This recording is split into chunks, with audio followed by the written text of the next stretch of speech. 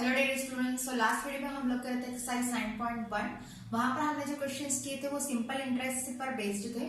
आज हम एक्सरसाइज करने वाले हैं 9.2, वो कंपाउंड इंटरेस्ट पर बेस्ड है, जो कि चैप्टर का नेम है कंपाउंड इंटरेस्ट। आपको यहाँ पर कंपाउंड इंटरेस्ट ही अच्छे से सीखना है, क्योंकि सिंपल इंटरेस्ट आप लोगों ने 7th क्लास में अच्छे से पढ़ लिया था।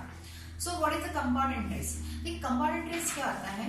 जैसे हम कोई भी अमाउंट जो है अगर हम बैंक में सबमिट करते हैं, सो फॉर अगर 1 ईयर के लिए आपने सबमिट किया है तो उस पर बैंक जो है रेट ऑफ इंटरेस्ट देता है आपको। ठीक है, अगर आपने 1 लाख सबमिट किया है फॉर 1 ईयर और उस पर 10% का जो है रेट ऑफ इंटरेस्ट मिल रहा है, इट मीन्स आपको जो इंटरेस्ट मिलेगा आफ्टर 1 ईयर वो कितना मिलेगा? 10,000।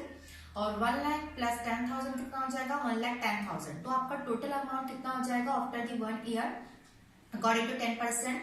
1,10,000। ठीक है, तो ये तो हुआ सिंपल इंटरेस्ट।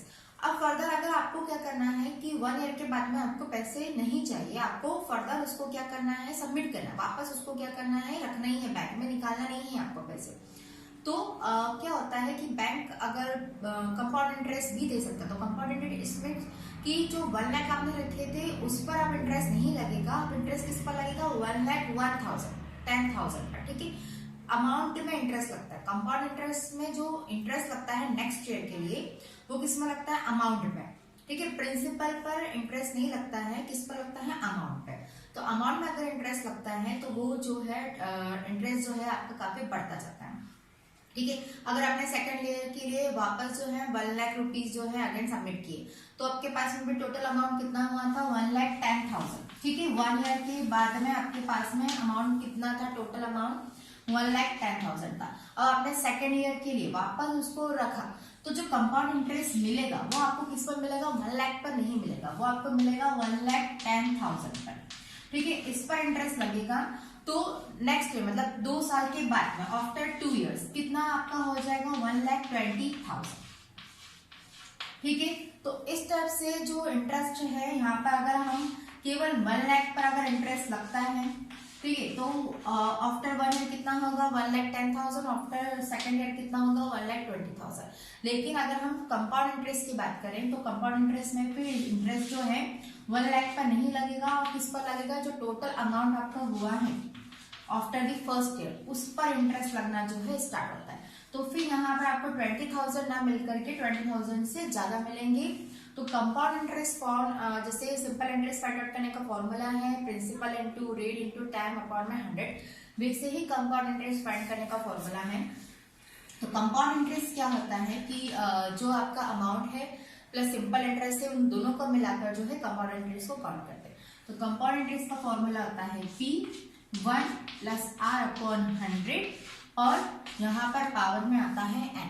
यहाँ पर P क्या है? प्रिंसिपल है, R क्या है? रेट ऑफ इंटरेस्ट है, और n क्या है? Number of years. It means for how many years you are keeping your amount in a bank और any institution.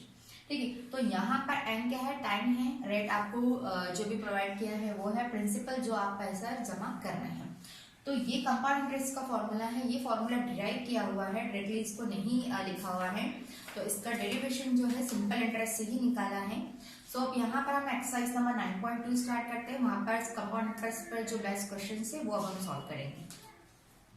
Okay, so start करते हैं क्वेश्चन नंबर फर्स्ट। यहाँ पर क्वेश्चन नंबर फर्स्ट में आपको एक टेबल है, वहाँ पे 4 क्वेश्चन है, तो उनमें से हम कुछ क्वेश्चन सॉल्व कर रहे हैं। तो ए वाला जो क्वेश्चन है, ए वाले क्वेश्चन में प्रिंसिपल जो दिया हुआ है ₹1,100 रुपीज, रेट दिया हुआ है, इट मीन्स आर दिया हुआ है 5%, एंड टाइम दिया हुआ है 2 इयर्स। ठीक है, तो यहाँ पर ये है आपको प्रिंसिपल आर और टी दिया हुआ है। यहाँ पे आपको फाइंड आउट करना है कंपाउंड इंटरेस्ट। यहाँ पे आपको सिंपल इंटरेस्ट नहीं निकालना है, यहाँ पे आपको कंपाउंड इंटरेस्ट निकालना है। सो आपको कंपाउंड इंटरेस्ट का फॉर्मूला यहाँ पर अप्लाई करना पड़ेगा।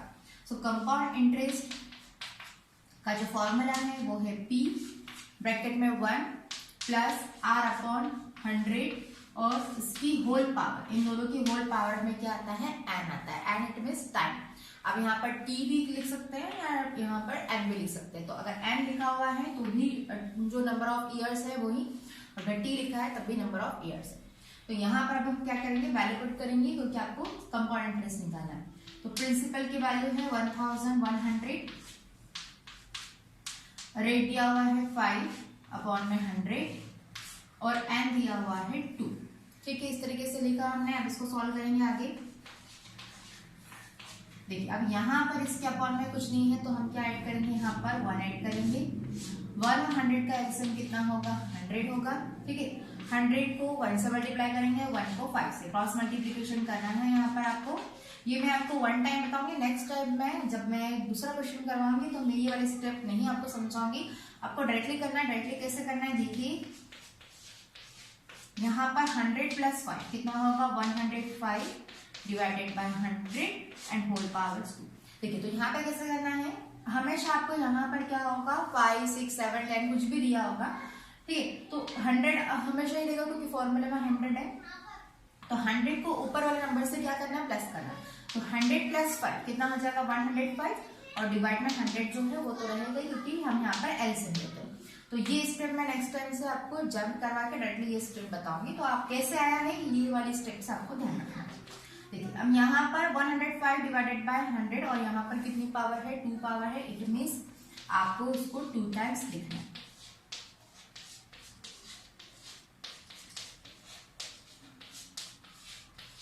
यहाँ पर 2 0 से 2 0 जो है वो कैंसिल हो गया है। जो बाकी हम उसको लिख लेते हैं। तो यहाँ पर बाकी है 11, 105, यहाँ पर बाकी है 105 और डिवाइड में बाकी है 100। 105 और 100 दोनों को आप इससे 5 के टेबल से कैंसिल कर सकते हैं। तो 5 के टेबल से कैंसिल करने पर ये होगा 21 टाइम्स और ये होगा 20 टाइम्स। ठीक है, इसके बाद में इसको 5 के टेबल से कैंसिल कर सकते हैं। तो 5 के टेबल में 24 टाइम्स, 5 के टेबल में 105 21 टाइम। अब यहाँ पर कुछ भी कैंसिल नहीं होगा,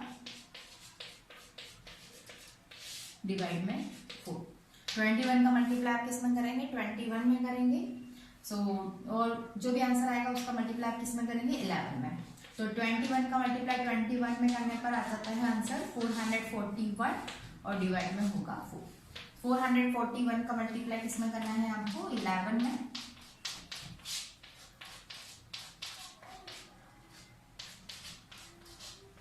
प्लस करने पर आंसर आएगा 4851। 4851 डिवाइडेड बाय 4। ठीक है, यहाँ पे आपको 4 से इस नंबर को डिवाइड करना है। 4 1 जा 4, 4 1 जा 4, 4 2 जा 8, यहाँ पर 4 1 जा 4 होगा। ठीक है, रिमाइनिंग होगा 1, तो मतलब यहाँ पर होगा 11। 4 के टेबल में 11 नहीं आता है, उससे छोटा हम क्या लेंगे, 2 टाइम्स 8, रिमाइंडर होगा 3। ठीक है, तो पॉइंट लगाएंगे हम। फिर 7 टाइम हम लेंगे 28, रिमाइंडर होगा 2 और 4 की टेबल में फिर होगा 20 जो है 5 टाइम्स। ठीक है, अगर आपको नहीं समझना है तो आप इसको डिवाइड कर लेंगे। तो यहाँ पर जो कंपाउंड इंटरेस्ट आया है देखिए कितना आया है, 1212.75। ये जो है आपका कंपाउंड इंटरेस्ट आपको मिलेगा। इस पर 1100 पर 5% कितने टाइप के लिए, 2 ईयर्स के लिए। तो ये हमने क्या कैलकुलेट किया है, compound interest. Next question. Okay, जो अभी हमने कैलकुलेट किया है यहाँ पर इस क्वेश्चन में, तो ये जो कैलकुलेट हुआ है ये अमाउंट कैलकुलेट हुआ है। अब आपको क्या निकालना है, कंपाउंड इंटरेस्ट निकालना है। तो इंटरेस्ट कैसे निकालते हैं हम, जो आपका अमाउंट मिला है वो और जो आपने सबमिट किया था, है ना। अमाउंट में से प्रिंसिपल को माइनस कर देंगे तो आपको जो निकल जाता है इंटरेस्ट। वैसे ही हम कंपाउंड इंटरेस्ट यहाँ पर निकालेंगे। तो क्या इसका फॉर्मूला है, a माइनस पी। हमने जो सिंपल इंटरेस्ट वाले क्वेश्चन थे वहां पर भी ऐसे ही निकाला था। तो अमाउंट कितना निकाला अभी आपने, 1212.75 और प्रिंसिपल कितना था, 1100। अब इसको हम क्या करेंगे, माइनस करेंगे। तो माइनस करने पर यहाँ पर होगा 75 पैसे, 2 1 और यहाँ पर 0। तो जो कंपाउंड इंटरेस्ट है वो कितना आ गया, 112.75 पैसे। ठीक है, तो ये जो आया है ये आपका कंपाउंड इंटरेस्ट आया है। और ये जो हमने अभी कैलकुलेट किया था ये अमाउंट था। ठीक है, जो मैंने फॉर्मूला आपको बताया था वो अमाउंट का फॉर्मूला है। कंपाउंड इंटरेस्ट निकालने के लिए आप अमाउंट में से प्रिंसिपल को क्या करेंगे, माइनस करेंगे। तो जो रिमेनिंग आता है वो आपको एक्स्ट्रा मनी मिली है, इट मीन्स वो क्या है, इंटरेस्ट। ओके, स्टार्ट करते question number B. Question number B में यहाँ पर आपको जो टाइम दिया हुआ है 2.5 ईयर्स दिया हुआ है। तो मैं आपको यहाँ पे बी वाला बता रही हूँ। क्वेश्चन नंबर सी और डी आपको होमवर्क में करना है क्योंकि वहां पर जो है होल नंबर्स दिया है, आपको फ्रैक्शंस में नहीं। तो स्टार्ट करते क्वेश्चन नंबर बी। प्रिंसिपल जो है 2000, रेट जो है वो है 10% एंड टाइम जो है वो है 2.5 ईयर्स। देखिए अब यहाँ पर जो टाइम दिया हुआ है 2.5 ईयर्स दिया है, तो हमारा जो फॉर्मूला है कंपाउंड इंटरेस्ट का, वहां पर हम क्या था, मतलब जब हम अमाउंट निकालते हैं तो अमाउंट निकालने का जो फॉर्मूला था P1 प्लस R अपॉन 100 और मल्टीप्लाई, सॉरी जो पावर में था वो n था।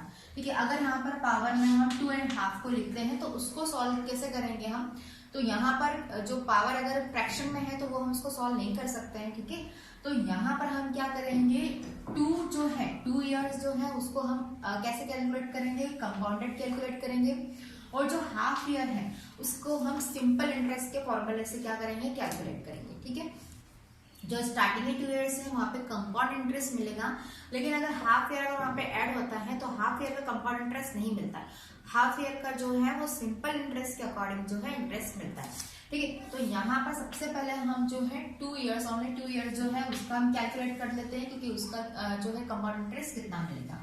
तो यहाँ पर जो अमाउंट का फॉर्मूला यहाँ पर मैंने लगाया है, जो प्रिंसिपल है वो है 2000, रेट है 10% अपॉन में 100 और n, अब यहाँ पर जो n है मैं अभी यहाँ पर 2 लिख रही हूँ, जो 1.5 है हम उसको सिंपल इंटरेस्ट वाले फॉर्मूले से कैलकुलेट करेंगे। चलिए, मैंने आपको प्रीवियस क्वेश्चन में डायरेक्टली बताया था, तो देखिए यहाँ पर 100 और यहाँ पर कितना है 10 है, तो मैं इसको डायरेक्टली लिखूंगी 110 और अपॉन में कितना लिखूंगी 100, यहाँ पर 2 टाइम्स है, इट मींस ये जो है नंबर 2 टाइम्स आएगा। ठीक है, तो आप डायरेक्टली जंप भी कर सकते हैं क्योंकि क्वेश्चन जो है बहुत बड़ा है।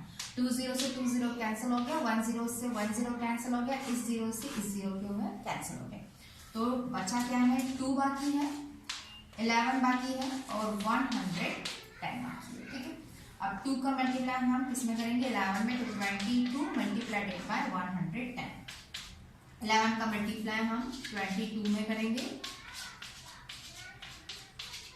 तो यहाँ पर आंसर आ जाएगा 242 और लास्ट में लग जाएगा यहाँ पर 0। ठीक है, तो ये जो कैलकुलेट हुआ है, ये क्या कैलकुलेट हुआ है, अमाउंट कैलकुलेट हुआ है। अब हम CI निकालेंगे, तो CI कैसे निकालेंगे, हम A माइनस P। ठीक है, तो यहाँ पर A कितना है, अमाउंट कितना है 2420 और प्रिंसिपल कितना निकाला है 2000, तो कितना है यहाँ पर CI कितना आया है, फर्स्ट में जब हमने 2 इयर्स का निकाला है, और 2 इयर्स में आपको कितना मिलेगा, इंटरेस्ट कितना मिलेगा, कितना कंपाउंड इंटरेस्ट मिलेगा, ₹420। ठीक है, 420 आपको 2 इयर्स में जो है कंपाउंड इंटरेस्ट मिला है। अब जो ये हाफ इयर्स है इसका हम क्या निकालेंगे, सिंपल इंटरेस्ट निकालेंगे। तो SI का फॉर्मूला यहाँ पर है P into I into T divided by 100। P कितना है 2000, रेट है 10 और यहाँ पर टाइम हम लिखेंगे 1/2।